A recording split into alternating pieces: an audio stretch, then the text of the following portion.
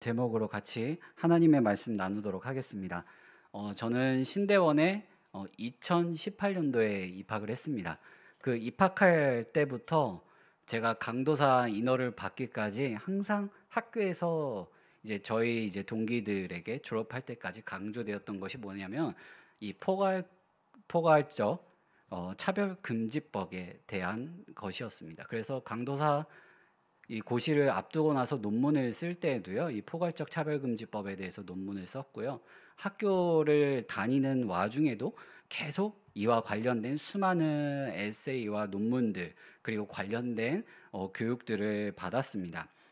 실제로 우리나라에서는 2019년에 이 정부 기관이었던 여성가족부 주관으로 추진된 이 성 관련 정책이 있는데, 그 정책이 뭐냐면 유치원, 초등학교, 중학교, 고등학교에 이 성인지 감수성 그리고 다양성에 대한 존중, 또 자기 긍정이라는 이름으로 동성애는 나쁜 것이 아니라 정상적인 거다라는 것을 외설적으로 막 가르치기 시작합니다.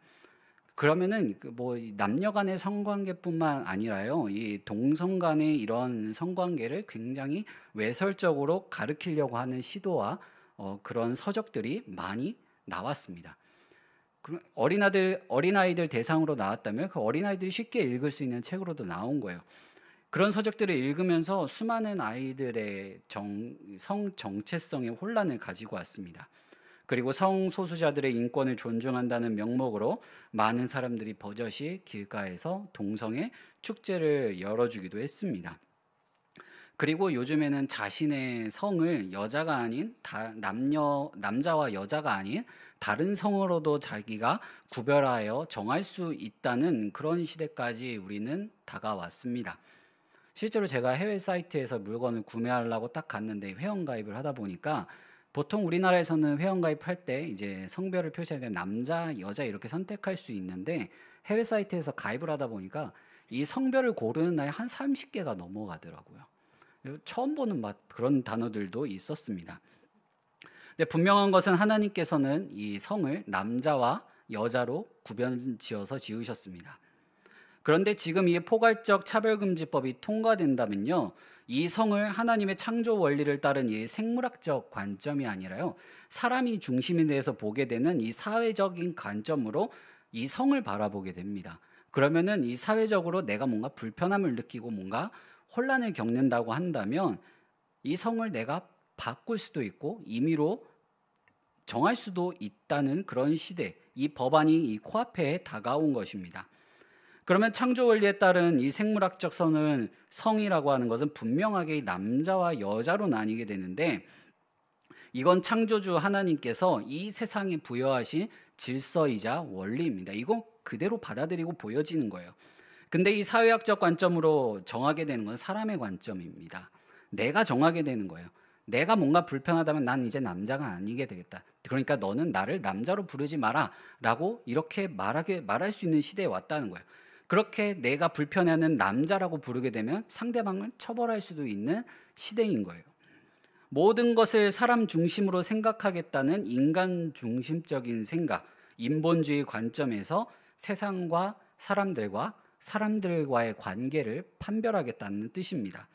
지금 이 법안이 굉장히 이슈가 되고 있죠.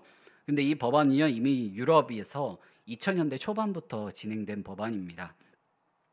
그때부터 이미 이 문제성이 하나둘씩 스멀스멀 사회에 스며들기 시작해요. 근데 그 스멀스멀 흘러들어왔던 이 칼날이요, 지금 우리 목구멍 앞에까지 다가왔습니다. 실례를 들어서 좀 말씀을 드리자면 영국 교육부에서 이 평등법이라는 것을 가지고서요, 이 성교육 과정을 아래서부터 천천히 밑작업 해와가지고 2020년부터는 성교육 과정을 도입하게 됩니다. 그래서 동성애, 양성애, 성전환 권장 교육을 아이들부터 이 미성년자들 대상으로 시행하게 돼요. 이 영국 교육부 홈페이지에 들어가면 있는 글인데 이런 글이 있습니다. 번역하면 학생들이 성적 지향과 젠더 정체성을 적절한 시기에 명확하고 민감하게 그리고 존중하는 방법으로 탐색하게끔 해야 한다. 이 주제를 교육할 때 아동과 청소년이 자신의 성적 지향과 젠더 정체성을 발견하거나 이해할 수 있는데 반드시 이를 인정해 주어야 한다. 이 법안이 시행이 됐어요. 그 뒤 이제 영국 사회가 이 평등법 아래에서 어떻게 변화되어 왔냐면요. 이 그래프를 좀 보시면 좀 화질이 많이 떨어지는데, 분명 2009년에는 이 성전환을 희망한다라는 미성년자들이요 거의 한 100명 남짓이었어요. 영국 전체에서요.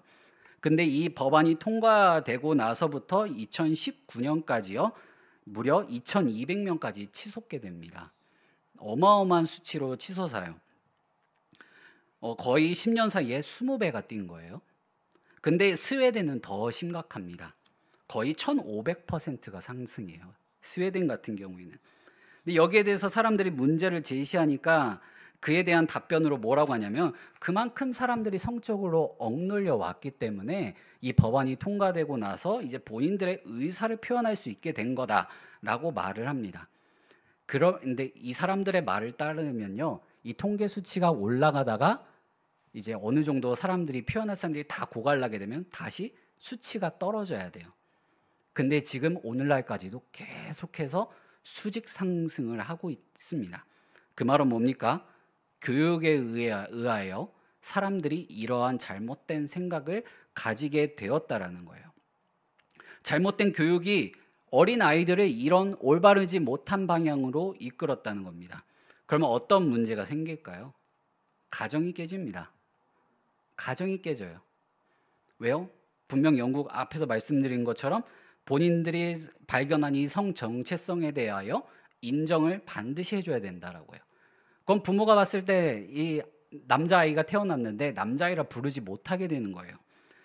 캐나다 같은 경우에는 2017년 6월 1일에 이 자녀 성전환 반대하는 부모는 양육권을 뺏을 수 있다라는 법안이 통과가 됐어요. 그래서 만약에 부모가 자녀가 성전환하는 걸 반대한다고 하면요, 이 격리를 시켜요. 격리하는 이유가 자녀에게 신체적, 언어적, 감정적으로 학대한다고 여기기 때문에 분리하는 겁니다. 가정이 깨집니다. 이번에 포괄적 차별금지법이 통과된다면 우리가 마주한 세상은 바로 이 세상이에요. 우리가 마주하고 직면하게 될 세상이 바로 이런 세상입니다. 우리는 하나님 중심의 신본주의, 말씀 중심으로 살아가는 사람들이에요. 성경 말씀에서 전하는 하나님의 창조 원리는 분명합니다. 성경에는 분명한 성관념이 있습니다. 우리는 그것을 지켜야 하고 또 다음 세대들이 올바른 이 성관념을 가질 수 있도록 가르쳐야 할 의무와 책임 또한 있고요. 이것을 우리가 몸담고 살아가는 세상 가운데 지킬 수 있는 그런 목소리 또한 내며 행동으로도 옮겨야만 합니다. 교회가 세상으로 뻗어가면서 교회에서 성에 대하여 말하는 것은 굉장히 외설적인 것이 되어버렸어요. 어쩌면 교회의 그러한 모습이 지금 이러한 결과를 초래했는지 모르겠습니다. 제가 중고등부부터 청년부 생활을 하는 동안 교회 안에서 이 성경적인 성 정체성에 대한 교육을 제대로 받아본 적이 없어요. 저도 되돌아보니까 그렇더라고요. 여기 앉아 계신 분들도 마찬가지일 겁니다. 교회 안에서 남녀 간의 사랑은 어떻게 해야 되는 거지, 남자와 여자의 성은 무엇인지 교육받아 본 적은 없으실 거예요. 제대로 된 교육을 받은 경험이 별로 없으실 겁니다. 어쩌면 교회가 더 앞장서서 하나님께서 만드신 이 아름다운 것을 가르쳐야 될 의무와 책임이 있었는데 단지 내가 입 밖에 내밀기 부끄럽다라는 이유로 그것을 도외시했습니다. 왜 부끄러웠을까요? 그게 죄의 결과이기 때문입니다. 아담과 하와가 선악과를 따먹고 나서 서로를 바라봤을 때 부끄러움을 느껴서 무화과 나뭇잎으로 옷을 가려 입었어요. 하지만 우리는 이제 그리스도로 옷 입은 자들로서 이 무화과 나뭇잎의 옷은 벗어 던지고 하나님의 원리로 살아가는 사람답게 이것을 가르쳐야 될 의무와 책임이 있는 것입니다. 우리가 살아가고 있는 시대에는 이 다양성과 인권, 물론 존중해주고 보호해주고 지켜줘야 되는 부분입니다. 하지만 그 기준은 언제까지나 하나님의 말씀과 진리를 기준으로 해서 지켜나가는 것입니다. 우리는 하나님의 백성이라고 말하고 있지만 정작 세상을 향하여 올바른 목소리를 내지 못하고 그저 방관하며 살아왔는지 모르겠습니다. 하지만 이제는 목소리를 내야 할 때입니다. 행동으로 옮겨야 할 때입니다. 오늘 우리에게 주신 말씀을 통해서 우리가 잡아야 할 이 중심과 우리의 책임과 의무를 같이 살펴보기를 원합니다. 오늘 말씀은 이 레위인이 자신의 집에서 도망간 첩을 찾기 위해 여정을 떠났다가 이 베들레헴에서 이 첩을 데리고 자신의 집으로 돌아가는 길에 벌어진 사건입니다. 집으로 돌아가는 길에 이제 밤이 어두워졌습니다. 요즘도 이제 뭐 전등이 없고 그런 골목을 지나다니면 조금 삭막하다는 느낌도 많이 받습니다. 근데 옛날에는 오죽했겠습니까? 밤에 뭐 불량한 사람들을 만나서 변을 당한다 하더라도 알아차리기가 너무나도 힘들고 대응하기 힘든 시대입니다. 근데 이 어둑어둑 집으로 돌아가는 길에 밤이 어두워지자 이제 유숙할 곳을 막 찾다가 이 기브아에 이르르게 됐는데 거기서 이제 한 노인의 집에 하룻밤을 보내게 됩니다. 레위인과 그의 종 그리고 그의 첩이 이 노인의 환대를 받아서 그의 집에 들어가서 하룻밤을 보내게 돼요. 그러면서 이제 식사하면서 이제 즐거운 시간을 보내고 있을 때였습니다. 그 식사하면서 즐겁게 마음을 놓고 있는 그때에 그 기브아 성읍에 악한 자들이 몰려오게 됩니다. 22절 말씀을 같이 한번 읽어보겠습니다. 시작.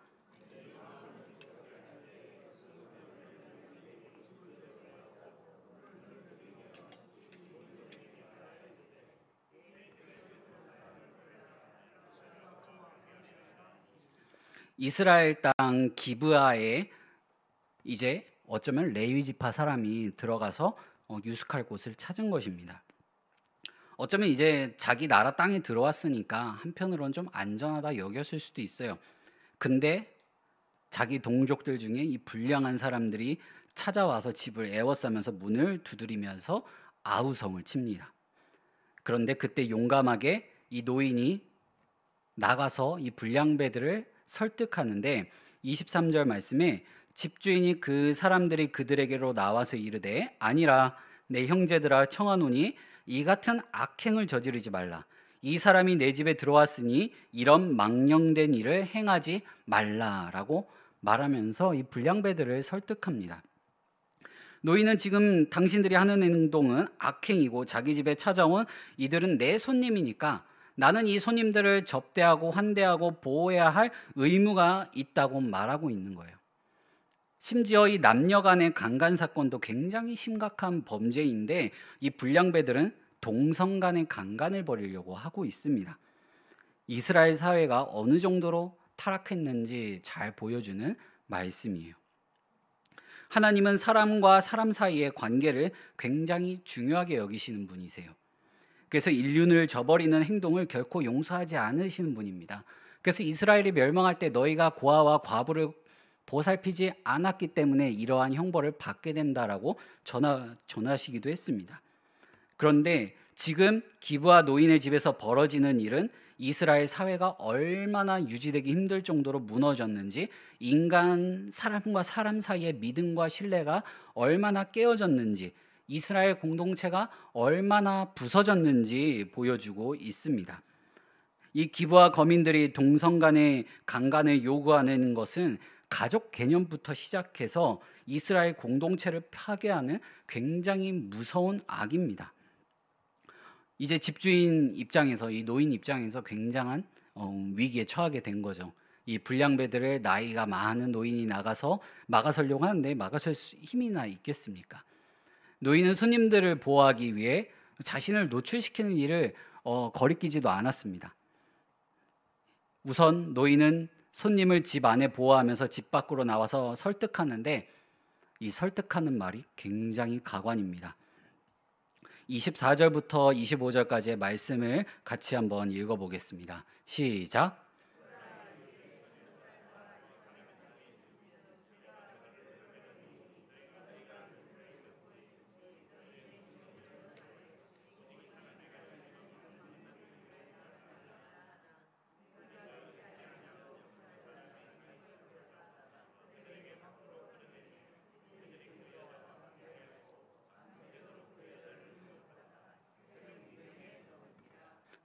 노인이 이 불량배들의 악행에 대해서 말하고 나서 굉장히 끔찍한 말을 하는데 일반적으로는 이해할 수 없는 말을 합니다. 그냥 자기 집에 잠깐 머물게 된 이 나그네를 보호하기 위하여 아직 남자는 만나보지도 못한 자기의 딸을 내어주겠다고, 처녀 딸을 내어줄 테니까 내 딸을 잘 욕보여라 라고 말하고 있어요. 그게 아니라면 이 손님의 첩을 내어주겠다, 그러면 되지 않겠냐라고 말을 합니다. 여기서 보여지는 첫 번째 볼 수 있는 타락의 모습은요, 사람 중심이 되면 결국 사회는 타락한다라는 겁니다. 왜 노인은 레위인의 종을 내주겠다고 제안하지 않았을까요? 이 레위인의 종을 내주는 것도 잘못된 거지만 왜 그 안에 있는 사람들 중에 굳이 선택했던 게 심지어 자기의 친딸과 자기 집에 손님으로 온 그 남자의 첩이라고 얘기를 했을까요? 오늘날로 따지자면 이 여성이라는 것이 성상품화가 되었던 겁니다. 이 당시 이스라엘 사람들이 남자와 여자를 동등한 존재, 하나님의 형상으로 여긴 것이 아니라 소유물로 봤던 거예요. 탐욕의 대상, 쾌락의 대상으로만 여겼던 것입니다. 그래서 손님의 종보다 자신의 딸을, 손님의 첩을 내어주겠다라고 얘기를 한 거예요. 이게 그 당시 이스라엘 백성이 여성을 보는 관점이었습니다. 또한 이스라엘 사람들이 받아들인 가나안 땅의 문화였어요. 세상의 문화였습니다. 그들은 하나님의 창조의 원리를 지키면서 살아가기보다 자신들이 볼 때 더 좋은 세상의 문화, 탐욕스럽고 기쁨과 쾌락을 주는 세상의 문화를 받아들였습니다. 하나님의 창조 원리는 남자와 여자 모두가 다 하나님의 형상으로 창조되었고 서로가 서로에게 소중한 존재라는 것을 말씀하고 있는데, 이건 오늘날까지도 불변하는 진리인데 이스라엘 사회 속에서도 이게 무너진 모습이 보여지고 오늘날 우리가 살아가고 있는 사회 속에서도 이 무너진 모습이 너무나도 잘 보여집니다. 노인은 자신의 집을 찾아온 이 불량배들에게 뭐라고 말하냐면 너희 임의대로 하라 라고 말을 해요. 사사기의 말씀을 보게 되면 시작과 끝까지 항상 나오는 말이 있습니다. 자기 소견에 옳은 대로 행하였다. 그러니까 사람이 생각할 때, 내가 생각할 때 옳은 대로 행하도록 내버려 두는 거예요. 노인도 불량배들에게 야 너희 생각에 옳은 대로 행하라는 겁니다. 오늘날의 포괄적 차별금지법을 통해 가지고 아이들이 자기 신들의 성을 정할 수 있도록 허락해주고 문을 열어주는 걸 어떻게 보면 굉장히 인격적인 것처럼 보여지지만 야 너희 소견대로 옳은 대로 행해 라고 방조하는 겁니다. 내버려 두는 거예요. 올바른 길로 이끌어주는 것이 아닙니다. 수많은 사춘기의 청소년들은요, 이 갑작스럽게 자신의 몸에 찾아온 변화 때문에 이 성이라고 하는 정체성에 대하여 심각한 고민에 빠지곤 합니다. 그럴 때마다 어른들이 해야 할 거는 뭐냐면 그 흔들리는 상태로 넘어지도록 내버려 두는 것이 아니라 그것을 바로 세우고 이겨나갈 수 있고 적응할 수 있도록 도와주는 거예요. 근데 이 포괄적 차별금지법은요, 그걸 도와주는 게 아니라 그냥 넘어뜨리는 거예요. 그리고 넘어진 상태로 살아가게 만들어 놓는 것입니다. 이렇게 성관념은 역사 속에서도 무너져 내리고 있습니다. 오늘 우리가 읽은 말씀에 보게 되면 너무나도 끔찍한 결과가 나타나 있습니다. 성관념이 망가질 대로 망가진 이스라엘 사람들의 모습을 보여주고요. 우리는 이 말씀을 통해서 성경에서 과연 올바른 성관념을 어떻게 말하고 있는지, 그리고 우리는 그것을 왜 지켜내야만 해야 되는지, 그것을 어떻게 가르쳐야 될 의무와 책임이 있는지 보여주고 있습니다. 오늘 말씀 속 기브아에서 일어난 사건은 이미 창세기에서도 한번 보여진 사건입니다. 뭡니까? 소돔과 고모라에서 벌어졌던 사건입니다. 소돔에는 이 방문한 이들이 천사였습니다. 그래서 이 천사들은 폭도들의 눈을 멀게 하고 나왔지만 지금 기브아에서 불량배들이 이 레위인의 첩을 밤새도록 능욕했습니다. 그들은 노인의 말을 듣지 않았습니다. 레위인은 어떻게 보면 이스라엘 사회에서 지도층으로서 이런 어려운 상황에 처하는 것이 자기의 체면이 무너지는 것처럼 느꼈을 수도 있습니다. 자기의 목숨이 위태로워서인지도 모르겠지만 한때 자기와 몸을 섞었던, 자기와 함께 사랑을 나눴던 이 첩을요, 본인 손으로 잡아다가 불량배들에게 내어줍니다. 레위인의 첩을 능욕한 이들은 오늘 말씀에 불량배들이라고 번역되었지만 히브리어 언어에서는요, 멸망의 자식들이라고 부릅니다. 사실상 이들은 멸망의 자식들이기에 잔혹하기 그지없는 자들이었습니다. 멸망의 자식들과 책임성 없는 레위인이 만들어 놓은 정말로 끔찍한 참상입니다. 근데 이 이야기는 그냥 어느 민족, 이스라엘 민족들의 얘기가 아니라, 그냥 전해지는 얘기가 아니라 인류 역사 속에 실제로 벌어졌던 사건이라는 사실을 우리는 잊지 말아야만 합니다. 이게 바로 인간의 모습이라는 거예요. 소돔과 고모라는 하나님의 창조 원리를 거스른 반역한 사람들로서 하나님의 심판을 받았습니다.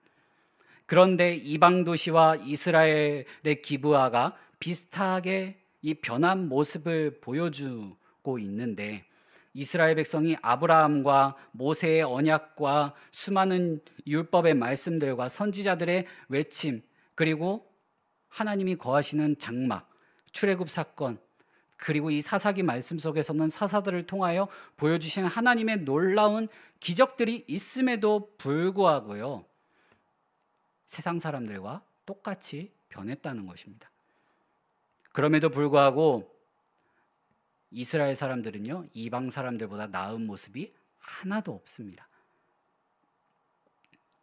하나님이 이스라엘 백성을 선택하신 이유가 이방 민족보다 더 낫지 않다는 것이 입증되는 것입니다.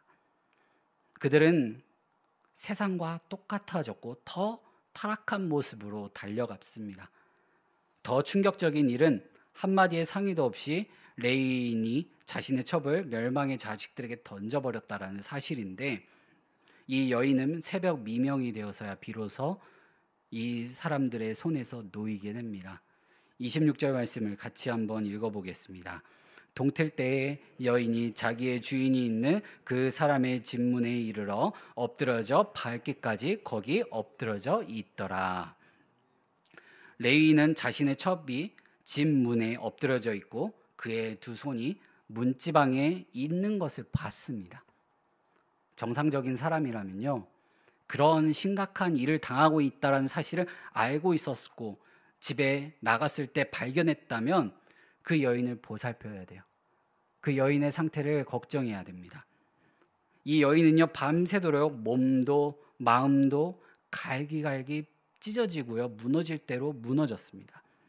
근데 그러한 순간 속에서도요, 유일한 자신의 도움과 구원이 자신의 남편이었던 이 레위인에게 있다라는 것을, 그 소망을 놓지 않으면서요, 이 집 쪽으로 향해 기어간 거고요, 두 손을 문지방에 놨다라는 것은 끝까지 처절한 몸부림을 이 자기의 남편이었던 남자를 향해서 뻗었던 것입니다. 그런 이 첩의 모습은 아랑곳하지 않고요, 이 레위인은 그런 그녀에게 말을 건넵니다. 아무 반응이 없습니다. 이 밤새도록 이 끔찍한 일들이 벌어지고 있는 동안 레위인은 뭘 하고 있었을까요?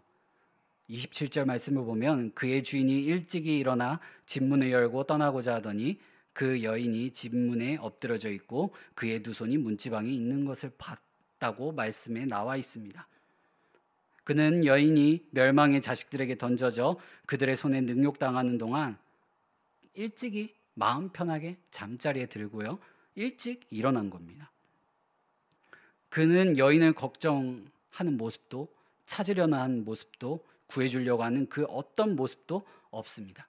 그저 그 여인과 빨리 아침에 자신의 집으로 돌아가고 싶었던 것뿐입니다. 왜요?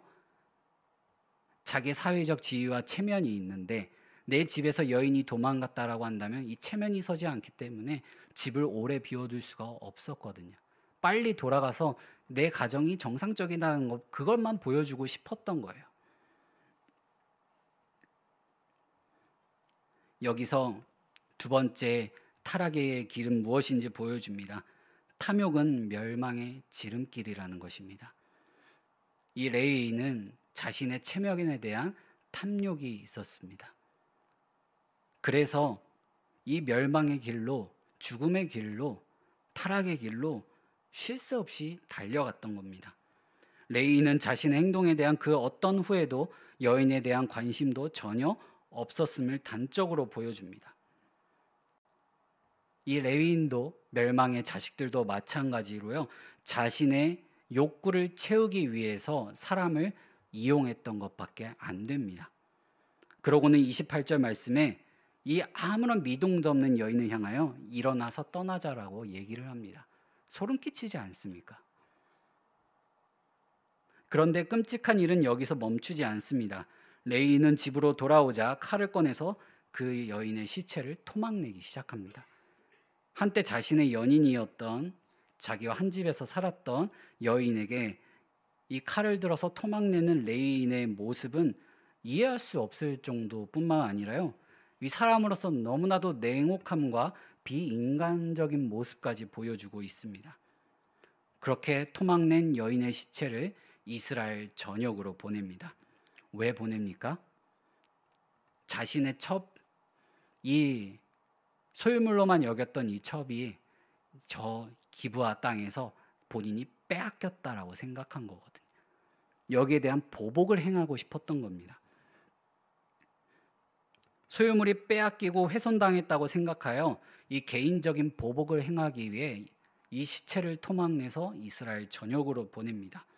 근데 이 모습이 나중에 사무엘상 7절 말씀에서도 이제 비슷하게 드러나는데 11장 7절 말씀을 보게 되면요, 한결이의 소를 잡아 각을 뜨고 전령들의 손으로 그것을 이스라엘 모든 지역에 두루 보내어 이르되 누구든지 나와서 사울과 사무엘을 따르지 아니하며 그의 소들도 이와 같이 하리라 하였더니 여호와의 두려움이 백성에게 임하매 그들이 한 사람같이 나온지라라고 나와 있어요.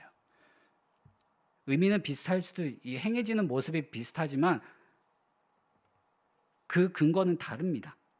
지금 이 레위인은요, 자신의 이 당한 이 치욕을 여인의 시체를 토막내서 이스라엘 전역으로 보내가지고요, 이 전쟁에 기브아를 치는 그 일에 동참하지 않으면 너희도 이렇게 변하게 될 것을 저주하며 선포하는 겁니다.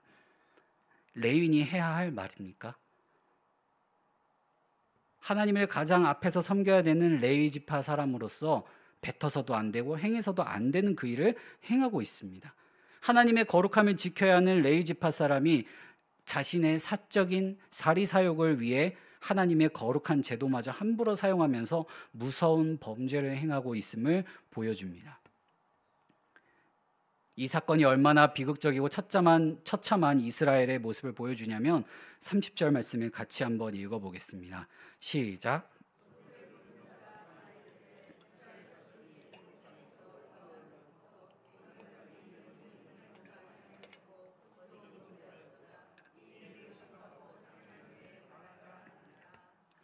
12토막이 난 레위인의 첩의 모습은 이 당시 이스라엘 사람들에게 굉장히 크나큰 충격을 주었습니다.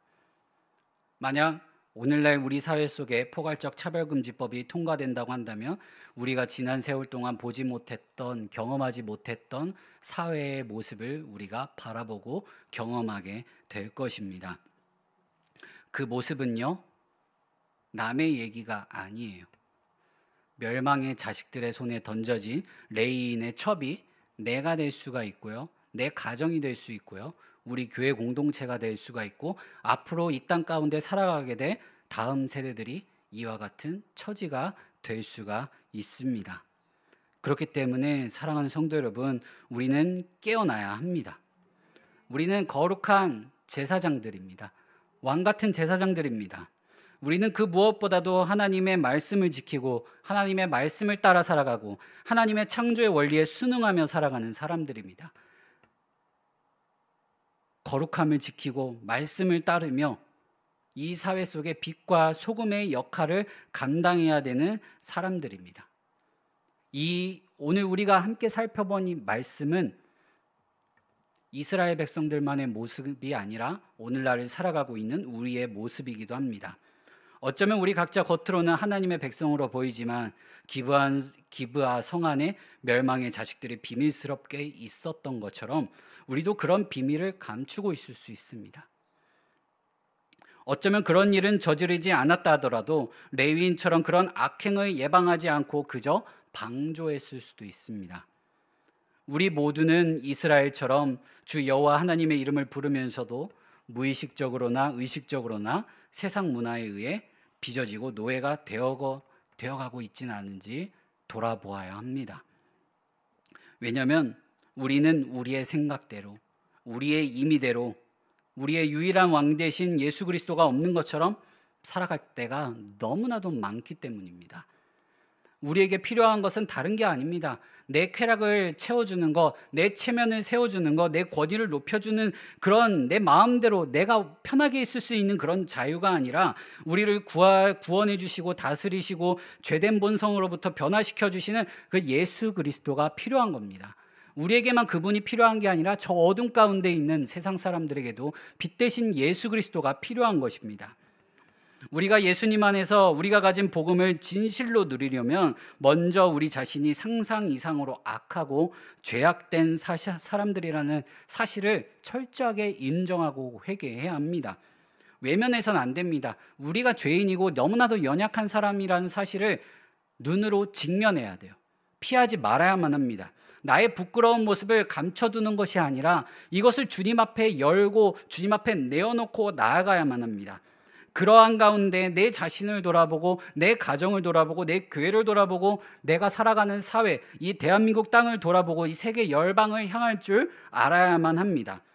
우리가 그렇게 살아가지 못한다면 문을 향해 두 손을 뻗었던 처절한 여인의 몸부림의 주인공이 우리가 될 수 있습니다. 그 전에 우리가 먼저 처절한 마음으로 우리의 주인 되신 하나님의 집을 향하여 두 손을 뻗고 하나님의 도우심을 구하며 목소리를 내어야만 합니다. 어디 먼 곳에서 벌어지는 일이겠거니 나와 상관없는 사람들이니 나에게 피해가 오지 않았어. 나에게 문제가 되지 않아. 내 주변에 저런 사람들이 없으니까 괜찮아 라는 생각으로 살아가게 되면 지금 우리가 직면하고 있는 이런 포괄적 차별금지법을 이 목구멍 앞에서 마주하게 되는 겁니다. 우리는 깨어서 이 시대를 향하여 올바른 소리를 내어야 하고 악하고 패역한 시대를 살아가는 사람들에게 변하지 않는 하나님의 뜻이 있다고, 하나님의 창조의 질서가 있다고, 하나님의 창조의 원리가 있다는 것을 전해주어야만 합니다. 그게 바로 우리를 위한 일이라는 사실을 많은 사람들에게 알려주고 선포하면서 그것을 이루어갈 수 있는 시대적인 소명을 전해주어야만 합니다.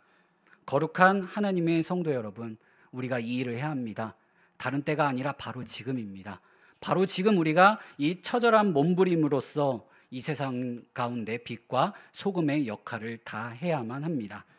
이 시간 함께 찬양하고 기도하길 원합니다. 이 시간 함께 찬양할 곡은 나의 백성이라는 찬양입니다. 이 가사를 잠깐 읽어드리겠습니다. 나의 백성이 다 겸비하여 내게 기도하며 나의 얼굴을 구하여서 그 악한 길 떠나면 하늘에서 듣고 죄를 사하며 그들의 땅을 고치리라. 아버지여 고쳐주소서. 이 나라 주의 것 되게 하소서. 주 하나님 간절히 기도하오니 상한 이 땅 새롭게 하소서. 이 찬양이 우리의 고백이 되기 원합니다. 이 찬양에 담긴 소망과 회복의 역사가 우리나라 땅 가운데 임할 수 있게 달라고 그 마음을 담아서 함께 찬양하고 기도하며 나아가겠습니다.